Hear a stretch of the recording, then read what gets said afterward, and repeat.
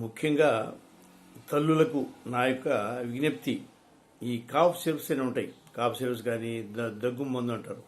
ఈ బజార్లో కొనుక్కొని వచ్చి మెడికల్ షాప్లో పిల్లలకి తాపిస్తున్న దగ్గుందని చెప్పేసి దాని గురించి తీసుకోవాల్సిన జాగ్రత్తలు ఒకసారి తల్లులు దయచేసి శ్రద్ధగా వినాలని చెప్పి కోరుకుంటున్నాను.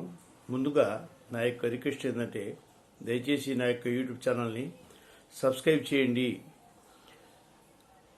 షేర్ చేయండి, లైక్ చేయండి. నా యొక్క YouTube channel JB motivation in Telugu. దయచేసి సబ్స్క్రైబ్ చేస్తారని ఆశిస్తున్నాను.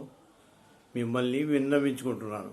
దగ్గుమందు కాఫ్ సిరప్స్ తెస్తుంటారు. తెలంగాణ ఏంటంటే దగ్గు అని చెప్పేసి ఇప్పుడు ఒకసారి పిల్లలు తాగరని చెప్పేసి ఒక తల్లి ఏం చేసిందంటే 4 పిల్లలు చచ్చిపోయారు.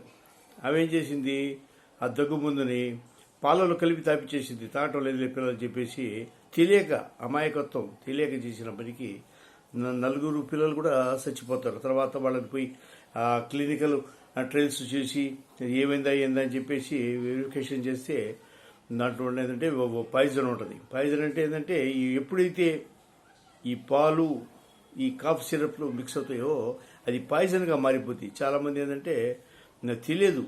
అదేంటంటే దయచేసి ఏంటంటే అందరూ ఏంటంటే జాగ్రత్తగా ఈ డైరెక్ట్గా తాపేయచ్చు. దానివల్ల ఏంటంటే ఒక మూతడు తీసుకుని వేసేసి తాపొచ్చు. అంతేగాని దాని పాలల్లో ఎప్పుడైతే మిక్స్ చేస్తావో అది పాయిజన్గా మారిపోతుంది.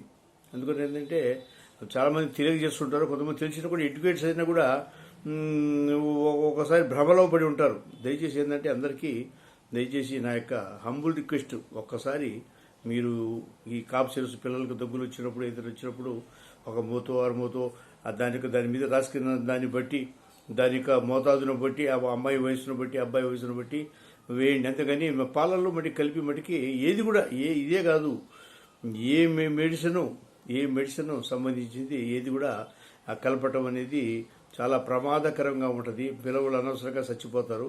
చోట 4 చచ్చిపోయారు. పాప అవి తెలియదు. పాపం ఏడుస్తుంది.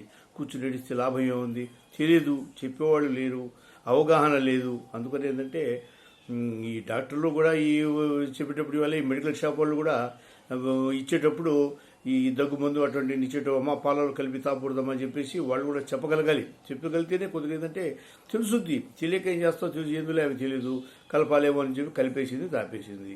హాయిగా పాపలు కూడా హాయిగా పడుకున్నారు. అంటే ఇక చచ్చిపోయారు. ఇక ఎందుకంటే దయచేసి అందరికీ నా యొక్క విజ్ఞప్తి, దయచేసి కొద్దిగా శ్రద్ధ వహించండి. దయచేసి ఈ కాఫ్ సిరప్స్ కానీ ఏ మెడిసిన్ సంబంధించిన ఏది కానీ ఈ క్లినికల్ సంబంధించిన ఏ మెటీరియల్ కానీ పాలలో కలిపి పిల్లలకు తాపవద్దు, తీసుకోవద్దు, ఆ విధంగా వాడవద్దు. దయచేసి నా యొక్క విజ్ఞప్తి అందరూ గమనించి తప్పక ఒక శ్రద్ధ, ఒక కేర్ తీసుకుంటారని చెప్పేసి మిమ్మల్ని అందరినీ ప్రార్థించున్నాను.